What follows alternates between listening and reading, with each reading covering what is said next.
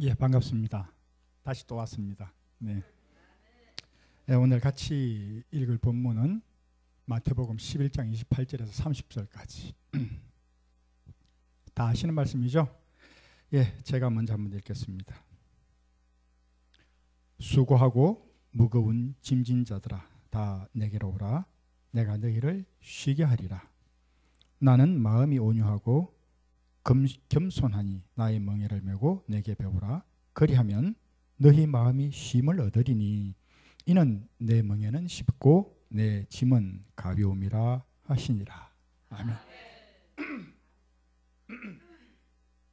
예, 말씀의 뜻을 생각하면서 다 같이 함께 읽겠습니다. 시작. 수고하고 무거운 짐진 자들아, 다 내게로 오라. 내가 너희를 쉬게 하리라. 나는 마음이 온유하고 겸손하니 나의 멍에를 메고 내게 배우라. 그리하면 너희 마음이 쉼을 얻으리니 이는 내 멍에는 쉽고 내 짐은 가벼움이라 하시니라. 아멘. 예, 오늘도 옆에 분들하고 인사를 나누겠습니다. 당신은 하나님이 진정 기뻐하시는 사람입니다. 시작. 당신은 하나님이 진정 기뻐하시는 사람입니다. 예, 하나님이 기뻐하시는 사람이래요. 네, 다시 한 번 더 다른 분들하고 뭐라 얘기하죠? 기적이 일어납니다. 일어날 것입니다. 시작. 기적이 일어날 것입니다. 아멘. 예, 예, 시작하기 전에 제가 이제 긴장을 풀기 위해서 하나 퀴즈를 하나 낼까 싶어요. 이 사진이 하나 뜨면 이 사람이 누군지 한번 맞춰주시는 거예요. 자, 사진 한번 띄워주세요. 누군지 알겠습니까? 장군님. 우와, 누구예요? 이 유명한 미켈란젤로의 작품입니다. 다들 로마 가보셨잖아요. 로마는 다 가보셨잖아. 로마 가시면 이 베드로의 사슬이라는 교회에 이 상이 있습니다. 누굴까요? 힌트. 조금 전에 흥흥콜링 때 얘기 나왔어. 맞습니다, 군사님. 모세예요. 이 모세상입니다. 그런데 제가 모세를 소개하려고 그런 게 아니고 조금 올려보시면 얼굴 부분을 확대해 보면 모세 머리 위에 뭐가 있죠? 뿔이 있어요. 미켈란젤로가 모세를 모르는 것도 아닐 텐데 뿔을 이렇게 만들어 놨습니다. 왜 뿔이 만들어져 있을까요? 출애굽기 34장 17절에 모세가 하나님을 만나고 두 번째로 십계명을 받아서 내려옵니다. 40주야를 지지난주 말씀대로 40주야를 하나님과 대면하고 내려올 때 그 빛이 얼굴에서 빛이 광채가 나더라 그랬어요. 이 광채가 나더라 이 말을 히브리어로 카란이라고 합니다. 그런데 카란이 똑같은 단어인데 발음만 조금 다르게 하면 케렌이라고도 발음이 됩니다. 이 케렌이라고 발음이 되어가지고 케렌은 뿔을 의미하거든요. 라틴어로 번역을 하는 과정에서 잘못 번역이 돼가지고 미켈란젤로가 뿔이라고 번역이 된 걸 보고 이 모세의 뿔을 만들었다는 겁니다. 모세는 광채가 났다는 것을 기억해 주시기 바라고요. 자, 오늘 이제 본문으로 들어가서 멍에를 메는 것. 제목은 멍에를 메는 것. 이렇게 얘기합니다. 멍에를 맨다는 것에 대해서 한번 얘기해 보려고 하는데요. 멍에를 매자 그러니까 또 저 집사님 나와서 뭔 무거운 얘기를 해가지고 뭘 매자고 또 막 안 그래도 힘들어 죽겠는데 뭘 짜들시라 매자고 그래 샀는지. 그런데 제가 말씀드리고 싶은 것은 29절에 보면은 30절에 보면은 내 멍에는 쉽고 가벼움이라 이렇게 말씀하고 있어요. 도대체 멍에가 어떻길래 예수님의 멍에는 쉽고 가벼울까? 여기 한번 초점을 두보려고 하는 겁니다. 멍에가 뭔지는 알죠? 다들 멍에는 뭐가 뭔지는 알 거예요. 어린이 친구들 멍에가 뭔지 알아요? 예, 사진 띄워주세요. 그래서 사진을 준비했어요. 두 번째 사진. 예, 이게 멍에입니다. 우리가 알고 있는 멍에가 좀 다르죠. 예, 이거는 두 마리를 묶으면은 멍에예요. 이스라엘에서는 고대 유대에서는 두 마리를 한 결이라 그랬어요. 성경에 보면 12결의의 소를 가지고 뭐 이렇게 하잖아요. 한 결의가 두 마리를 얘기합니다. 그래서 그 다음 사진을 띄워주시면 이렇게 할 때 사용하는 겁니다. 소의 목에 이렇게 메어가지고 원하는 대로 방향으로 잡아가기 위해서 이렇게 사용하는 것입니다. 이게 제가 뭘 이렇게 크게 멍에를 맵시다 이렇게 크게 강조하려고 그러는 게 아니고 여러분들 십자가를 맵시다 막 이렇게 강조하려는 게 아닌 게 아니고요.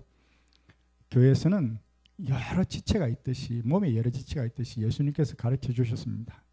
아무리 작은 것 하나라도 주님께서 주시는 일이면 그것이 은혜롭고 축복받을 일이다. 그것에 최선을 다하자. 이런 의미입니다.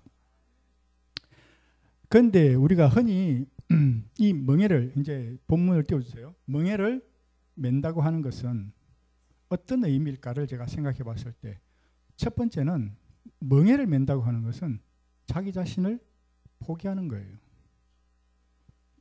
내가 마음대로 뛰놀고 싶은데 저 벌판에 가서 막 풀을 뜯고 막 하고 싶은데 멍에를 메고 할 수는 없잖아요.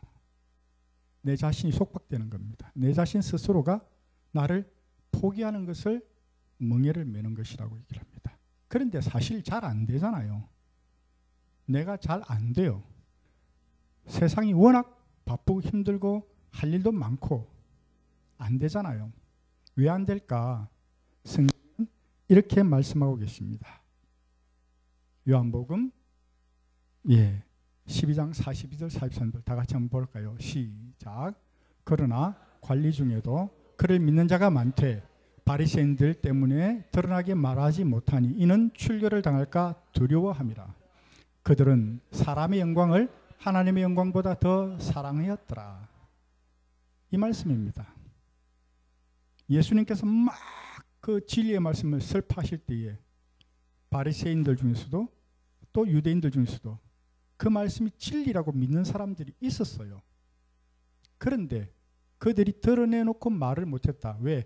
배교를 당할까 봐 두려워했기 때문에, 자기의 처한 현실에서 벗어날 수가 없었기 때문에, 그것을 탈피할 수 없고 그것에 안주하고 싶은 마음이 더 컸기 때문에 예수님의 진리를 따르는 것을 포기했다는 겁니다. 그래서 주님 말씀하십니다. 그들은 사람의 영광을 하나님의 영광보다 더 사랑했기 때문에 안 된다. 이렇게 말씀하시는 거예요. 마귀가 우리에게 극단적인 것으로 온다면은 너 죽을래 살래? 흔히 알잖아요. 십자가 놓고 너 이거 밟고 지나가면 살려줄게. 이런 식으로 한다면 아마 우린 다 순교를 택할 겁니다. 그렇죠? 예, 다 순교를 택할 거예요. 그런데 마귀는 그렇지 않아요. 항상 퀘션 마크를 붙입니다. 내가 가장 합리적으로 인정할 만큼의 꼭 반드시 나는 살기 위해서 요거는 꼭 해야 돼. 요 정도의 것으로 마귀는 유혹을 하죠. 그래서 사람은 그냥 넘어가는 거예요. 정확하지 않으면 나도 모르게 넘어가요. 요것까지는 내가 살기 위해서 해야 돼. 요런 것. 그것 때문에 우리는 할 수가 없는 건데, 그렇다고 우리가 말씀을 드리는 건데 성경은 분명하게 이야기하고 계십니다. 사람의 영광을 하나님의 영광보다 더 사랑하기 때문이다. 주님께서 말씀하고 계세요. 그 다음에 마태복음 16장 24절을 띄워주시면 예수님 이렇게 말씀하십니다. 다 같이 읽겠습니다. 시작. 이에 예수께서 제자들에게 이르시되 누구든지 나를 따라오려거든 자기를 부인하고 자기 십자가를 지고 나를 따를 것이니라. 자기를 부인해야 된다잖아요. 그리고 자기 십자가를 지어야 된다잖아요. 십자가를 지르니까 전부 다 또 순교하는 거 이런 거 생각하지 마시고요. 오늘 저는 바울을 통해서 베드로를 통해서 이 의미를 한 번 더 새겨보려고 합니다. 예수님께서 부활하셨어요. 예수님께서 부활하시고 이제 여러 제자들에게도 나타나시고, 예수님께서 부활하시고 11번이나 제자들에게 이렇게 나타나십니다. 나타나시고 40일 동안 함께 계셨죠. 그 중에 이제 베드로에게 나타나는 장면을 제가 보았습니다. 베드로에게 요한복음 21장 5절부터 19절까지를 보면은 베드로가 낙심하고 그 7명의 친구들과 함께 디베랴 호숫가에서 고기를 잡고 있는데 또 한 마리도 못 잡는 거예요. 예수님이 가셔가지고 묻습니다. 얘들아, 고기 좀 잡았느냐? 한 마리도 없습니다. 그럼 배 오른쪽으로 그물을 던져봐라. 탁 던졌어요. 그물이 끌어당길 수 없을 만큼 또 가득 잡은 거예요. 베드로가 어떻게 생각했겠어요? 주님이시다. 저분이 주님이시다. 단번에 알아본 거예요. 그래서 베드로가 옷을 챙겨 입고 바닷물 쓰고 뛰어들어서 주님 앞으로 갑니다. 그리고 배를 대고 제자들이 그 주님 앞으로 모이죠. 예수님 뭐하고 계셨어요? 뭐하고 계셨을까요? 그동안에? 예수님이 숯불을 피워놓고 떡을 굽고 계셨어요.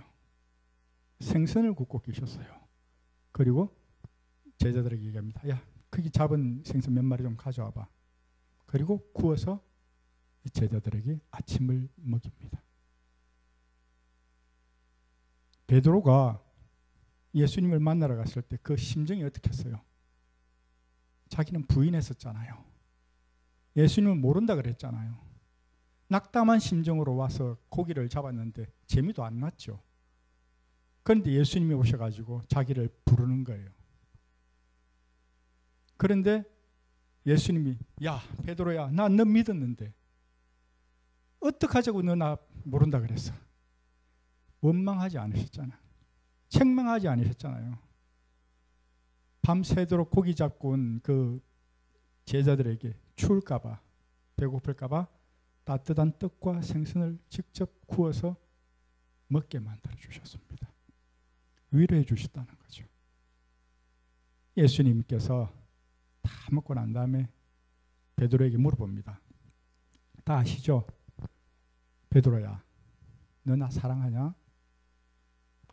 예수님 사랑하죠. 내 양을 먹이라. 3번이나 물어보셨어요. 뭐 때문에 3번이나 물어보셨을까? 예수님의 생각은 제가 볼 때는 이거였습니다. 베드로야, 너 내 멍에를 맬 수 있겠냐? 나의 멍에를 맬 수 있겠냐? 물어보시는 거예요. 베드로가 생각하고 고민하고 그동안에 온갖 고민을 다 했을 거잖아요. 예, 예수님, 이제 제가 매겠습니다. 결코 돌아서지 않고 이제 매겠습니다. 고백을 하는 거예요. 그 예수님께서 내 양을 먹이라. 그리고 나를 따라오너라. 그런데 중요한 것은 왜 예수님께서 멍에가 쉽다 하셨을까요? 아까 그 사진을 보시면 2마리의 소가 끕니다. 멍에를 매우 끕니다. 그 2마리의 소를 어떻게 매냐면 주인이 한 마리는 경험이 많은 아주 잘 끄는 주인의 마음을 잘 알아듣고 알아서 잘하는 소를 맵니다. 그리고 반대편 옆에는 이제 막 처음 매는 소를 매는 거예요. 그럼 어떻게 했어요? 주인의 말대로 이 리드하는 소가 끌고 나갑니다. 그럼 이 신입소는 따라와야 돼요. 안 가려고 하면 어떻게 돼? 목만 아파요. 멍에라는 것이. 따라가게 됩니다. 이 훌륭한 소가, 이 리더되는 소가 끌고 나갈 때 이 신입소가 따라만 가면 이 모든 일이 다 되는 거예요. 예수님께서는 멍에를 우리에게 매라고 하지 않았습니다. 맬 거냐고 물어보시죠. 함께 맬 거냐고 물어보시는 거예요. 이 멍에를 내가 메고 끌고 갈 건데 너 내 옆에 따라올 거냐? 이렇게 물어보시는 거예요. 멍에를 하나님께서 너에게 멍에를 매. 넌 멍에 매야 돼. 이렇게 맡겨놓고 온전히 우리가 다 감당하게끔 내버려 두지 아니하신다는 겁니다. 힘든 일은 누가 하세요? 그 소 2마리 중에 힘든 건 어떤 소가 감당해요? 리드하는 소가 감당하잖아요. 가장 힘든 것은 주님께서 다 감당하십니다. 단지 우리는 주님이 가시는 그 길을 그대로 따라만 가면 되는 거예요. 그래서 멍에가 쉽다는 겁니다. 멍에를 메고 내 마음대로 내가 알아서 해야 된다면 안 가본 길도 힘들고요. 좁은 길도 힘들고요. 거친 길도 힘들고요. 돌짝밭길도 힘들고요. 힘들 수밖에 없어요. 그런데 예수님께서 함께 가시고 예수님께서 이끌어 주시는데 그 길 따라만 하면 되기 때문에 그래서 쉽다라고 표현하신 겁니다. 제가 어릴 때 이런 예화를 들었어요. 어떤 사람이 천국길을 가고 있는데 누구랑 같이 가냐? 예수님이랑 같이 가고 있는 거예요. 예수님이랑 같이 가면서 얼마나 좋았겠어요. 이 얘기, 제 얘기 하면서 들다 보니까 발자국이 탁 4개가 나 있는 거죠. 탁 가면서 한참 가다 보니까 길도 좁아지고 바람도 불고 어두워지고 가시밭길도 나오고 광풍이 몰아치고 어려워지는 거예요. 이 사람이 놀라기 시작합니다. 어떻게든 정신을 잃지 않으려고 막 발버둥을 쳐요. 발버둥을 치다 보니까 뒤돌아봤는데 어느 순간 발자국이 2개밖에 안 보이는 거예요.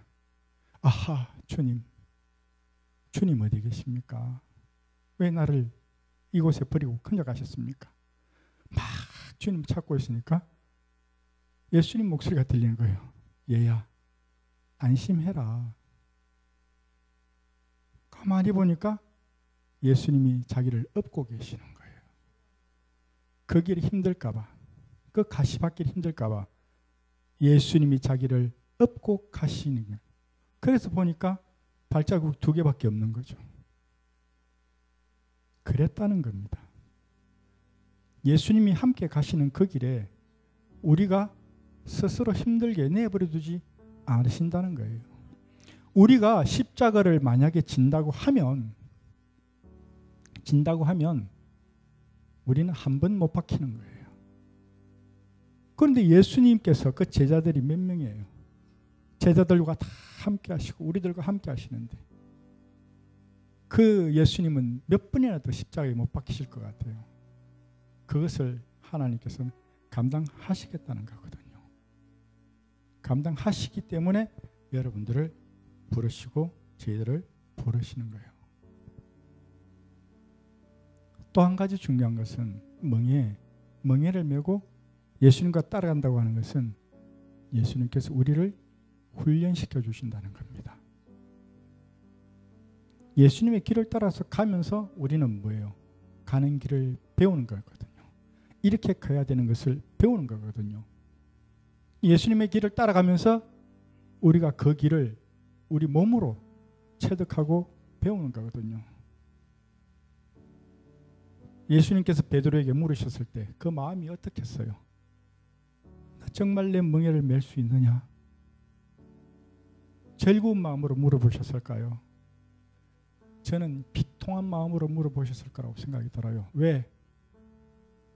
그 말씀 끝절에 보면 너가 원치 않는 곳으로 사람들은 너를 데려갈 것이다. 원치 않는 죽음을 당할 것이라는 것을 알고 계셨거든. 예수님께서는 그 제자들이 다 순교할 것이라고, 요한을 빼고는 다 순교했잖아요. 순교할 것이라는 걸 알고 계셨거든요. 그런데 예수님께서 그걸 당해 보셨잖아. 십자가에 못 박혀 보셨잖아요. 얼마나 그 길이 힘들고 아프고 고통스러운 길인지 아시잖아요. 그 길을 제자가 가겠다고 하는데 그래 너 가야지 이렇게 등 떠밀 사람이 어디 있어요? 그 등 떠밀 부모가 어디 있으며 등 떠밀 스승이 어디 있겠습니까? 그런데 그 길을 가야만 하는 것이거든. 주님께서 얼마나 마음이 비통하셨겠어요. 그런데 제자들에게 하나님은 힘을 주십니다. 40일 동안 계셨잖아요. 11번이나 나타나셨어요. 무엇을 때문에 40일이나 계셨을까? 저는 생각을 해봤습니다. 만약에 예수님께서 부활한 모습을 제자들에게 보이기 위해서라였다면 차라리 그 로마 병정들 앞에 가서 보이셨으면, 그죠? 자기를 재판했던 그 재판관 앞에 가서 보이셨더라면, 아니면 로마 회당에 가서 유대인 회당에 가서 보이셨더라면 그 많은 사람들이 또 돌아오고 믿지 않았겠습니까? 시체를 훔쳐갔다고 거짓말을 만들어낸 그 유대 제사장들 앞에 내가 살아노라고 나타나서 그 손을 보여주셨더라면 그들이 더 믿지 않았겠습니까? 그런데 예수님은 그리하지 않으시고요. 40일 동안 제자들을 훈련했다는 겁니다. 제자들을 양육시켰다는 거죠. 그 결과가 이렇게 합니다. 사도행전 1장에 보면 제자들이 성령을 받고 막 하나님의 복음을 전하기 시작합니다. 우리말로 하면 중국 사람, 터키 사람, 스페인 사람, 미국 사람, 일본 사람 다 있는데 막 전하는데 각 나라 방언으로 들리는 거예요. 이 사람들이 얘기를 합니다. 사도행전 2장 7절에 보면 야, 저 사람들이 갈릴리 사람 아니냐? 저 총끝들 아니야? 갈릴리에서는 선지자가 결코 나올 수 없다고 했는데 저 무지랭이들 아니야? 저들이 어떻게 저렇게 할 수 있어? 그들에게 하나님께서 능력을 부어주시고 훈련을 시켰다는 거죠. 또 한 가지 성경 말씀을 같이 봅니다. 누가복음 24장 45절 말씀 다 같이 읽겠습니다. 시작. 이에 그들의 마음을 열어 성경을 깨닫게 하시고. 아멘입니다. 제자들에게 그 성경을 풀어서 깨닫게 하셨다는 거예요. 이 무지랭이들이 나중에 가서 설교를 할 때 모세의 얘기를 막 하는 겁니다. 이사야 선지자의 선지서를 막 풀어서 해친 겁니다. 시편의 그 예언을 막 설교를 하는 거예요. 대제사장들이 깜짝 놀랍니다. 저들이 원래 무지랭이였는데 하나님께서는 그들의 눈을 띄워주신 거죠. 전에는 예수님이 부활하시기 전에는 이들이 이스라엘의 유대의 독립을 위해서, 그죠? 나라를 만들기 위해서 개인적인 욕구에 의해서 내가 우편했을 거냐 했을 거냐 이러면서 생각을 했던 사람들이잖아요. 그런데 이 예수님께서 40일 동안 제자들을 양육하고 나니까 이 제자들이 정말로 바뀐 거예요. 그래서 온전히 그 길을, 예수님의 몽예를 주신 그 길을 기쁨으로 받아들이고 가더라는 겁니다. 사도 바울도 마찬가지예요. 사도 바울도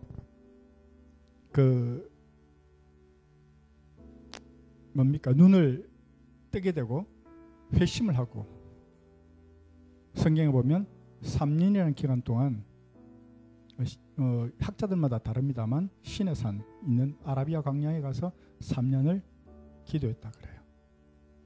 하나님께서 그들을 훈련시키시고, 하나님의 능력이 없어서가 아닙니다. 하나님의 능력이 있으시면 바로 할 수 있죠.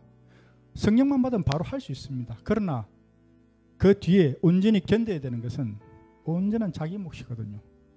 그러다 보니까 하나님께서 그들을 훈련시키시고 강하게 하시고 담대하게 하시는 거예요. 오늘 이제 모세 아까 왜 나왔냐?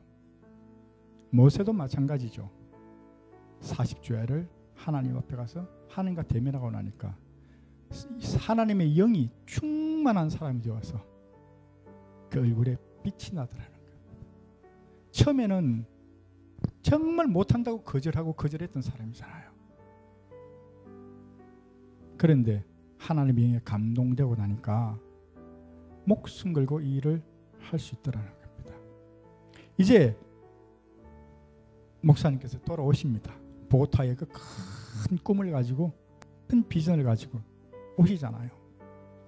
우리가 흔히 쉽게 말하는 유업을 이어받을 자입니다. 유업을 이어받으면 뭐 할 건가요? 호주머니 넣어 놓으실 거예요? 집에 금고에다 넣어 놓으실 겁니까? 120명의 성도를 목표로 합니다. 올해 120명의 성도는 기도만 하면 이루어지는 것입니까?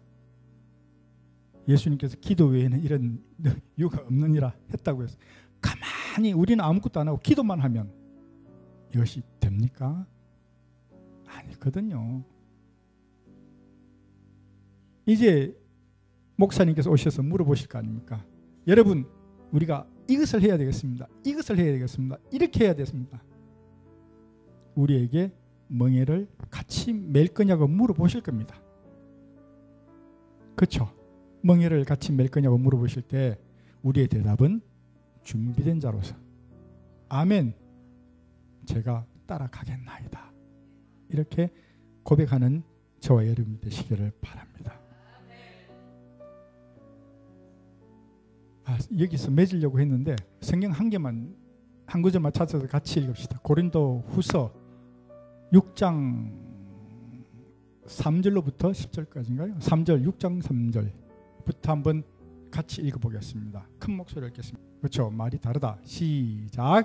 우리가 이 직분이 비방을 받지 않게 하려고 무엇이든지 아무에게도 끄리끼지 않게 하고 오직 모든 일에 하나님의 일꾼으로 자천하여 많이 견디는 것과 환난과 궁핍과 고난과 매맞음과 갇힘과 난동과 수고로움과 자지 못함과 먹지 못함 가운데서도 깨끗함과 지식과 오래 참음과 자비함과 성령의 감화와 거짓이 없는 사랑과 진리의 말씀과 하나님의 능력으로 의의 무기를 좌우에 가지고 영광과 욕됨으로 그러했으며 악한 이름과 아름다운 이름으로 그러했느니라.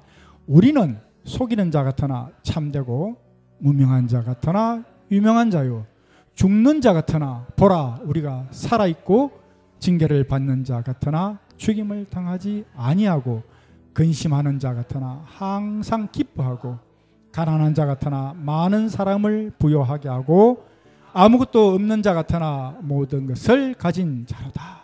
아멘. 이 사도 바울의 고백이 늘 감동스럽거든요. 여러분들도 이 말씀 속에 큰 은혜가 있기를 바라면서 다 같이 일어나서 기도하겠습니다.